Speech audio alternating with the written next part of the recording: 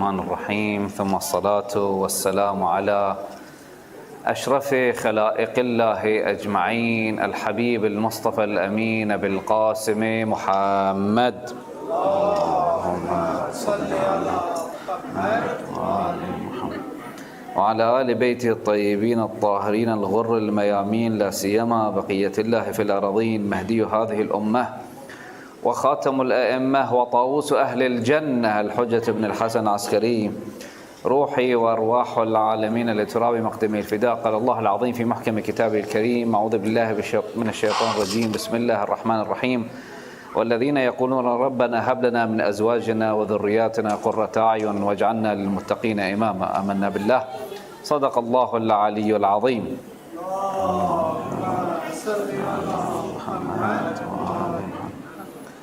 I congratulate each and every one of you, brothers and sisters, for the birth of Sayyidi Shabab Ahl Jannah, the Master of Youth of Paradise, Abi Abdullah al-Husayn alayhi salam, and his brother Qamar al-Ashira, Abu al-Fadl al-Abbas, and Imam Ali ibn al-Husayn Zayn al-Abidin salawatullahi wa salamu alayhim ajma'in.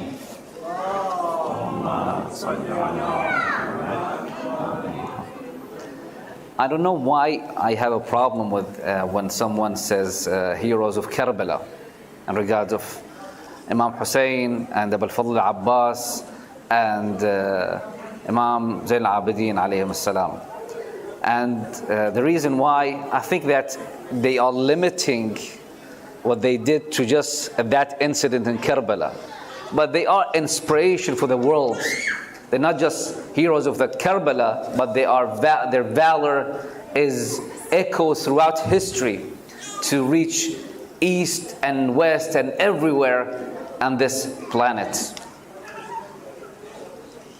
When we see the births of those three great heroes of Karbala and the humanity and the world, we notice something in common. I will start with, of course, Imam Abi Abdullah al-Husayn alayhi salam. When he was born, it was the year 3 after Hijrah. And when Fatima al-Zahra alayhi salam delivered Imam Hussein salamullahi alayhi, by the help of the Huriyah in heaven and the aunt of Rasulullah sallallahu alayhi wa sallam, Safiyyah,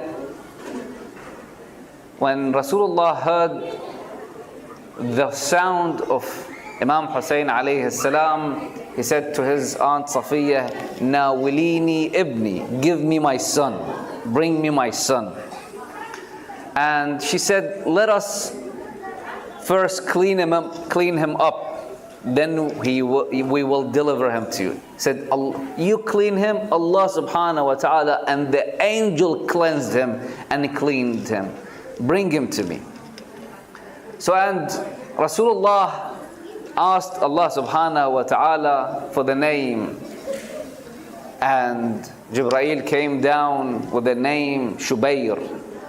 And Allah subhanahu wa ta'ala, knowing what his prophet gonna say, he said that the prophet, that my tongue is Arabic. He said, then name him Hussein salawatullahi wa salamuhu alayhi.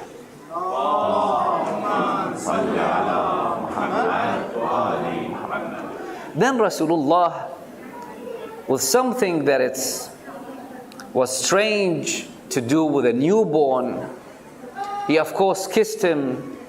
He did adhan on his right ear, iqama on his left ear, and then he said, "Curse of Allah subhanahu wa ta'ala be upon the people who kill you." You know, it was decided for Imam Hussein salawatullahi wa salamu alayhi from his birth to have a position of shahada. You know, the title of Sayyid al-Shuhada been given to him before, and it was engraved in his destiny, salawatullahi wa salamuhu alayhi. With Abu al-Fadl Abbas alayhi salam, the narration starts before that Abu al-Fadl Abbas goes to Imam Amir al-Mu'mineen salamullah alayhi, goes to his brother Aqil, and he asks Aqil to find him a woman that heroes of Arab given birth to. Aqil asked him, what do you want to do with her? And he says that I want her to give me a son that defends my Hussein.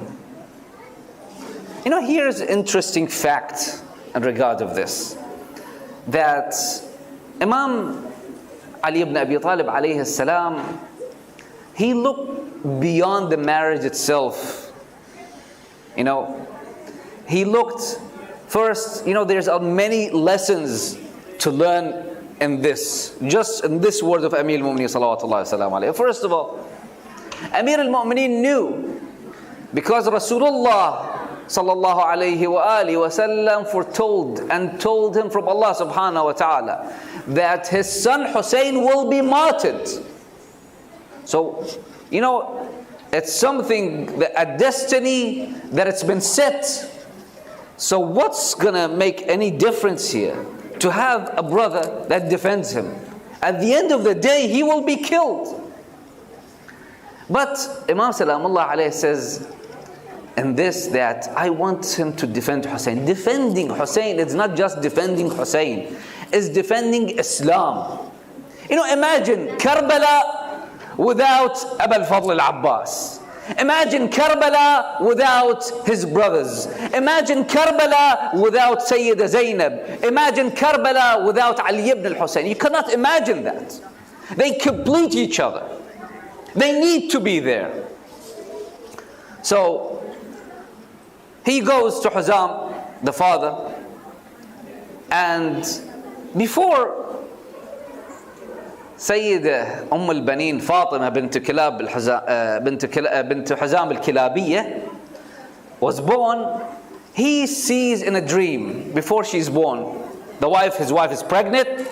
He doesn't know, there's no ultrasound to reveal the gender, and he goes on a trip. On this trip, he sees in a dream that in his hand there's a pearl. And he looked at their pearl with awe. What a beautiful pearl that I have. Then a knight comes and tells him to sell him that pearl. He says, I don't know the price of that pearl. In a dream. He says that if you give me that pearl, I will ensure an everlasting honor for you.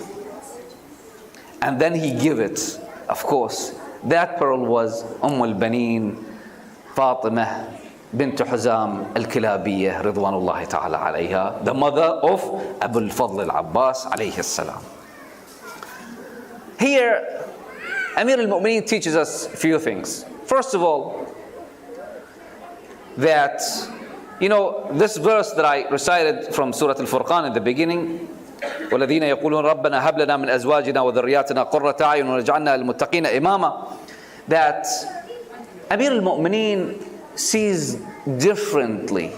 You know, sometimes a person, I remember was watching this TV series that this woman told the other one that you know, my son, if he marries your daughter, they will make beautiful babies, you know, because they look good, right?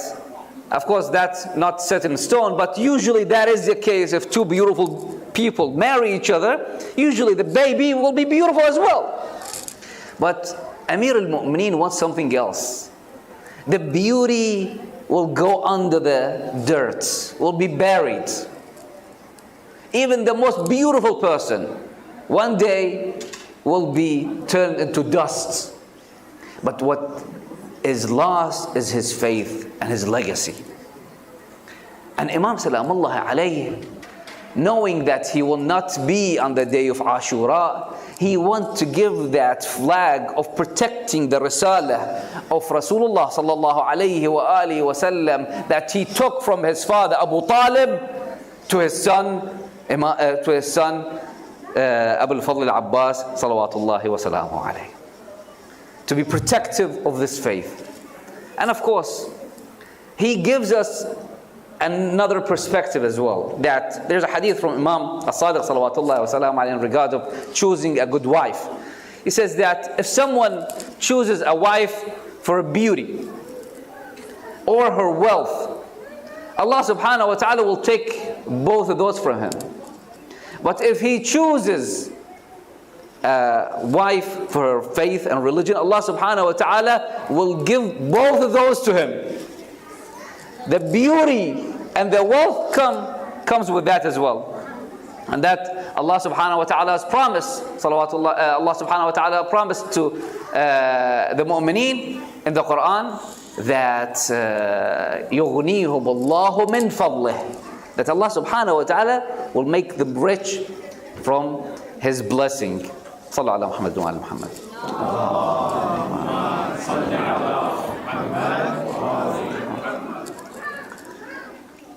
In Surah Ali Imran, when Maryam alayha salam says, when the wife of Imran says about Maryam, and she doesn't know the gender of what she is carrying.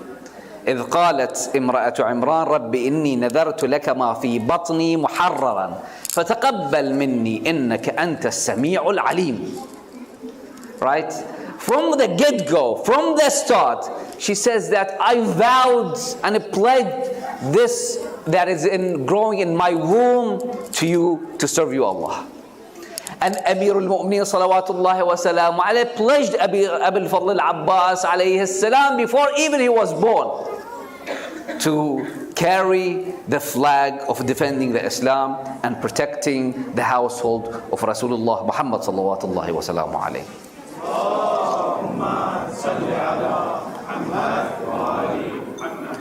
On the other hand, of course, when a person have a female, have a daughter, and with her permission, of course, we have that in Islam, that who he needs to marry her to. Rasulullah sallallahu alaihi wasallam says that إذا جاءكم من ترضون خلقه ودينه فزوجوه. Whoever comes to you and you accept his religion and his character, his moral, if you accept that, if you are satisfied with that, give him and accept that marriage and bless that marriage. And someone who was sitting with Rasulullah, he says, Ya Rasulullah, وَإِن كَانَ دَنِيًّا فِي نَسَبِهِ. If he was in a different class, different race, different level, Rasulullah sallallahu alayhi wa sallam says, إِذَا جَاءَكُمْ, he repeats himself, إِذَا جَاءَكُمْ مَنْ تَرْضَوْنَ خُلُقَهُ وَدِينَهُ فَزَوِّجُوهُ إِنَّكُمْ إِلَّا تَفْعَلُوهُ تَكُنْ فِتْنَةٌ فِي الْأَرْضِ وَفَسَادٌ كَبِيرٌ. If you don't do it, there will be a fitna. There will be a corruption. And we see that, of course. Moving on, the raising of Abu al-Fadl Abbas and the raising, we need to take a lesson from Amir al-Mu'mineen salawatullahi wa salamu alayhi. يَوْمَ نَدْعُ كُلُّ أُنَاسٍ بِإِمَامِهِمْ.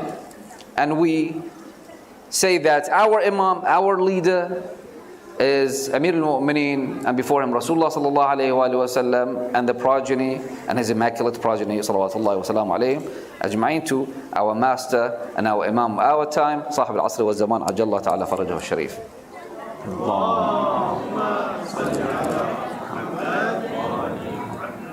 That what is important in raising the kids? A lot of people, they take care of their clothing, of how they dress, to be up to date with the technology, right? To be to be put in a good school and all that. But they forget something that is important, their characteristic, their religion. You know, imagine that if he's grows up to become a professor, or like really master in his field, but becomes an atheist. Wal-'iyadhu billah. Will you be satisfied with him? I know a brother, right, a dear brother, that said one of his brothers was martyred, and the other, wal-'iyadhu billah, he didn't have like a good faith. He says, my parents are much more upset about the one who has his faith been questioned, but they are really proud of the one that is martyred. You know, he's martyred and they are proud of him, and he went to Allah subhanahu wa ta'ala. But with that one that has no religion, you know, sometimes we see that we miscalculate in regard of when they grow. So you know, they're still kids. You know, let them enjoy life. Or sometimes people actually let their kids do what they've been prevented from. You know, there was a guy, I'm not gonna bring like really kind of bad things into this, but there was this guy who used to buy toys for his kids for his own sake, because his father didn't let him play with those kind of toys, and he buys it for his kid in the name of his kid, but usually he plays with it and enjoys it more. You know, there are some people who are like that. You know, let him have a girlfriend. We didn't grow up in a country that gave us that option to have a girlfriend, to enjoy the companies of the opposite gender or the opposite thing. You know, so they corrupt their kids with that kind of thinking. And Amir al-Mu'mineen salawatullahi wa salam alayhi, I mentioned this maybe 3 times, but it's as we said, in regard of this, he said that I didn't ask Allah subhanahu wa ta'ala a beautiful kid, a kid with a like big and a strong body, but I asked Allah subhanahu wa ta'ala for a kid that truly prays to Allah subhanahu wa ta'ala and be a true servant to Allah subhanahu wa ta'ala. So that's how a true happiness lays. To move on to Imam Zayn al-Abidin, salawatullahi wa salamu alayhim ajma'in. The famous, of course, he was born in the year 38 of Hijrah, and it was when Amir al-Mu'mineen salawatullahi wa salamu alayhi was the ruler. And he lived with the time of Amir al-Mu'mineen 2 years and some months. And his mother was she passed when giving birth, after giving birth to him. Of course, being a princess, and I mean that thing happened many times. But what's interesting is what happened after that. A woman, a slave woman, a servant, started taking care of Imam Zayn al-Abidin salamullahi alayhi, and he treated her like a mother. So respectful to that lady, that treated him well and raised him. And to an extent that she would sit on the same table, so to speak, to eat, and he doesn't eat until she finishes. And they asked him, why? Usually like mother and son, and they enjoy each other's company, they eat with each other, right?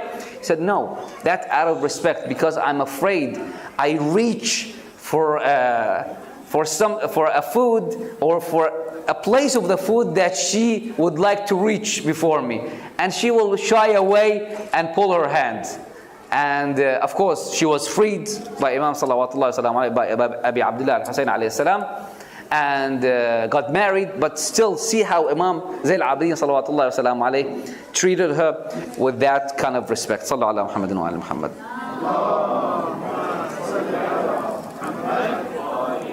So when we see all of that like combined, Of course, I failed to mention when Abu al-Fadl Abbas salawatullah wasalam alayhi was born, Imam Abu al-Hasan Ali ibn Abi Talib alayhi salam would look to his hand and say that, and weep and say to al-Banin asked him, why you cry? Is there something wrong with my child hand? He said, no, it's that it will be severed in aid of my son Hussein.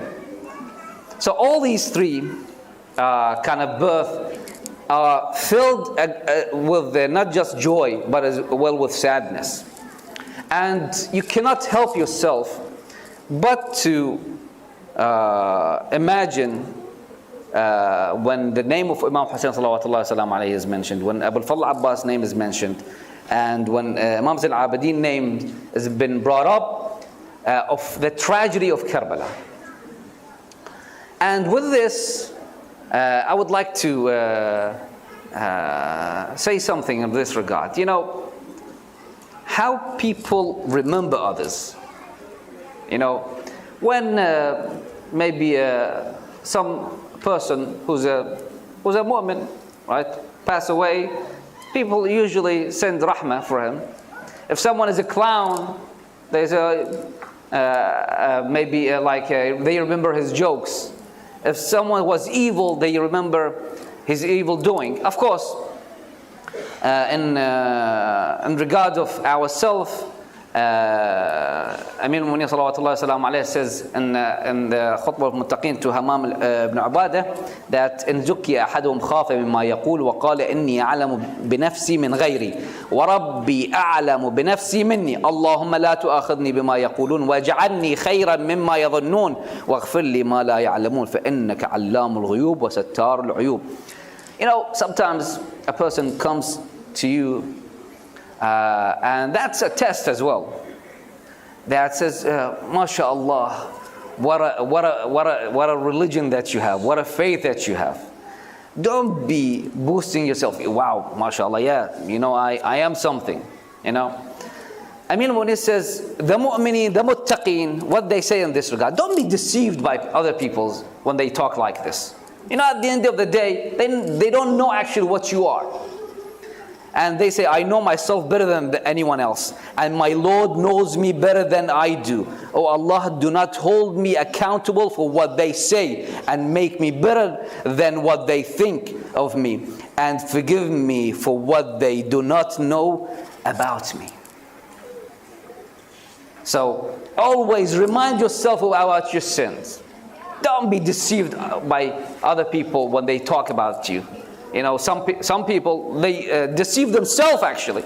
You know, they post pictures on the internet with doing du'as, right? Or going to Hajj, going to Umrah. This truly I start disliking nowadays. I don't know if there's a dislike button nowadays or not. Like a lot of people, they go for the picture.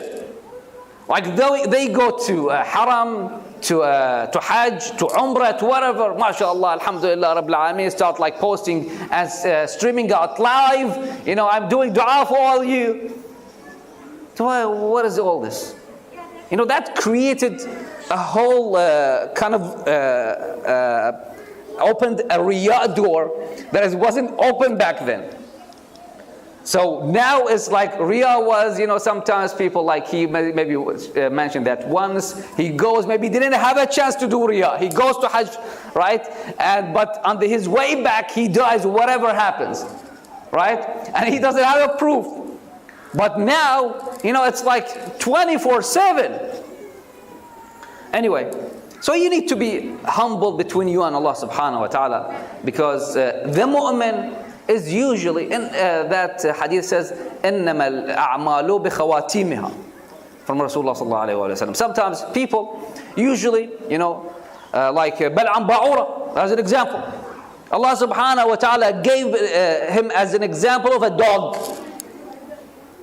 So Bal'am Ba'ura was a pious person, right? And the people came and to tell him that Allah subhanahu wa ta'ala gave him Ismul A'zam. That's how pious he was. You know, if you have the Ismul A'zam and you ask Allah subhanahu wa ta'ala of anything, Allah subhanahu wa ta'ala will give you that. Then he was asked to do dua on Musa alayhi salam. On Musa. Anyway, long story short, because he wanted to do dua on Musa, he started praying for Musa. And doing dua for those kuffar, he started doing dua against them. Allah subhanahu wa ta'ala and took it from him, Ismullah al-A'zam. And someone like Zubayr, when that person who killed Zubayr brought his sword to Amir al-Mu'mineen Ali ibn Abi Talib, Ali ibn Abi Talib salamullah alayhi took his sword and started looking at his sword, saying how many times this sword defended Rasulullah sallallahu alayhi wa sallam, and when he ended up now. Don't be fooled by that. The mu'min is, until he gives his soul to Malak al-Maut, or Malak al-Maut actually takes his soul, he is always cautious and careful. Always. Till the very end. He doesn't care whatever says anything about him. So, when a person on this path, right, we, again, there was a warning from Rasulullah sallallahu alaihi wasallam, don't look at the people, right, until the very end. You see what they will end up, how he will be. And we've seen it. I bet, like a lot of people, of course, if betting was halal, right? A lot of people, metaphorically speaking, a lot of people know someone or heard of someone that he was a pious person, then he starts doing evil and become a wicked person. And the opposite as well. And the opposite. I know some of you at least know a couple, at least, I've heard of couple stories like that. So what makes sure that this not going to happen to you? What are you going to be remembered by? We remember Imam Hussein salawatullah salam alayhi for his valor, standing fast for his belief, defending Islam, doesn't care that he's standing there alone. Abu al-Fadl al-Abbas listening to his Imam, Assalamu alayka ayyuha al-abdu al-salih al-muti'u lillahi wa rasulihi wa li amir al-mu'minin wa lil Hasan wal Husayn. Oh, may Allah subhanahu wa ta'ala be pleased with you, or the pious, or the salih, or the good servant of Allah subhanahu wa ta'ala, who is what? Who is obedient to Allah subhanahu wa ta'ala, to Rasulullah, to Amir al-Mu'mineen, to Imam Hasan and Imam Husayn, to the very end. And that is from the narration of Imam Sadiq salawatullahi wa salamu alayhi. Sallallahu ala Muhammad wa ala Muhammad.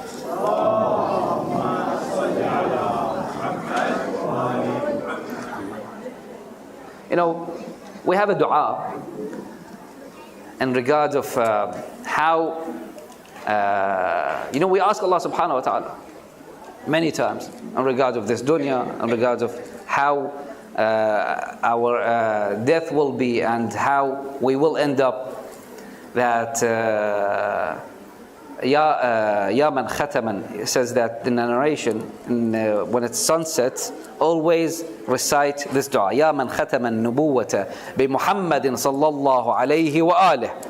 Allahumma salli اختم لي في يومي هذا بخير وسنتي بخير وعمري بخير. That whoever says at sunset every day, or the one who sealed the prophethood with Muhammad sallallahu alayhi wa alihi wa sallam, seal my day with goodness, my day with goodness, my life with my tradition with goodness, my year with goodness, and my life with goodness. So, first of all, we ask Allah subhanahu wa ta'ala. The second, there's things to do actually. So Allah subhanahu wa ta'ala give us the opportunity to be like that. You know, if someone says, okay, what have we learned today? Okay, we learned a few things, that Imam Hussein was born on the 3rd of Hijrah, that Abu al-Fadl Abbas was the son of al-Baneen salamullahi alayha, and all that. Okay, what else? You know, so the thing is that very important, should be very important to everyone, that how his life will end.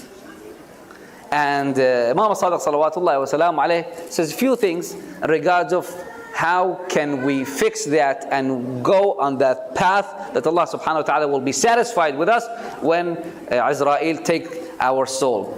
That he says, إن أردت أن يختم بخير عملك حتى تقبض وأنت في أفضل الأعمال فعظم لله حقه أن تبذل نعماءه في معاصيه وأن تغتر بحلمه عنك وأكرم كل من وجدته يذكر منا أو ينتحل مودتنا.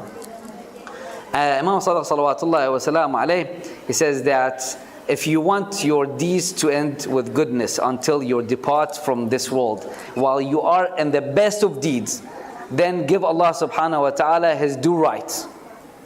And do not use His blessing in His disobedience. All that we have is Allah subhanahu wa ta'ala's blessing. All that we have is from Allah subhanahu wa ta'ala. All that we have is a bounty and gift from Allah subhanahu wa ta'ala. Don't use that tool that Allah subhanahu wa ta'ala gave you to disobedient Allah subhanahu wa ta'ala. And he says, and do not be deceived by His leniency towards you. Say, you know, I did this sin, Allah subhanahu wa ta'ala didn't punish me. That I remember this guy was saying that someone, he broke his fast, he didn't fast, and he went under the sky and I said, oh God, smite me. You know, okay, there's no God. Then he reached that conclusion. You know, Allah subhanahu wa ta'ala, first of all, want to listen to you. There's many like you, but Allah subhanahu wa ta'ala will not forget. You know, you think that Allah subhanahu wa ta'ala, because He gave you another chance and another opportunity to seek His forgiveness, Allah subhanahu wa ta'ala forgotten about you? No. And honor everyone, honor everyone who remember us or claim our love. For the sake of Rasulullah sallallahu alayhi wa sallam, for the sake of Amir al-Mu'mineen, for the sake of Ahlul Bayt salawatullahi wa salam alayhim ajma'in. Say, honor those people who claim to be, and people who love Ahlul Bayt salawatullahi wa salam alayhim ajma'in. Sallallahu ala Muhammad wa Muhammad.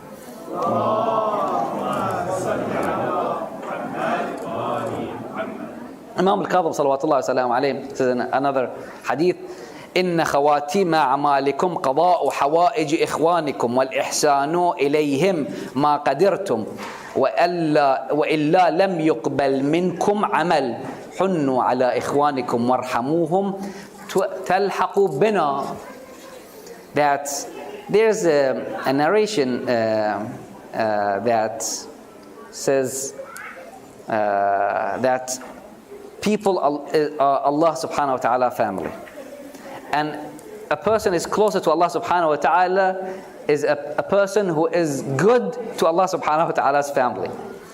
Imam al-Kadhim alayhi salam says in this narration, the ending of your deeds are to fulfill the needs of your brothers and sisters and to show the kindness as much as you can. Otherwise, your deed will not be accepted. Be kind to your brothers and sisters and show them mercy so that you may join us. There's a hadith in regards of this that Imam Sadiq salawatullahi salam alayhi says from Rasulullah, that Imam Sadiq alayhi salam says, قال في قول الله عز وجل وجعلني مباركا أينما قلت قال نفاعا. Sometimes you see a person, you know, mashallah, he's really a blessing. Why? Because he helps others. Some people devote their lives to help others. Like Ahlul Bayt salawatullahi wa salam alayhim ajma'in. Devoted their life, truly, like sacrificed themselves to the help of others to save the humanity. Inshallah, Allah subhanahu wa ta'ala will give us the opportunity to visit their great shrine in Karbala, and the shrine inshallah to be in Baqi al-Gharqad. And may Allah subhanahu wa ta'ala keep us on the path of Muhammad and Ali Muhammad sallallahu wa sallam alayhim ajma'in until the very end. Innahu waliyyu tawfiq wa sallallahu ala sayyidina Muhammadin wa alihi at-tayyibin at-tahirin.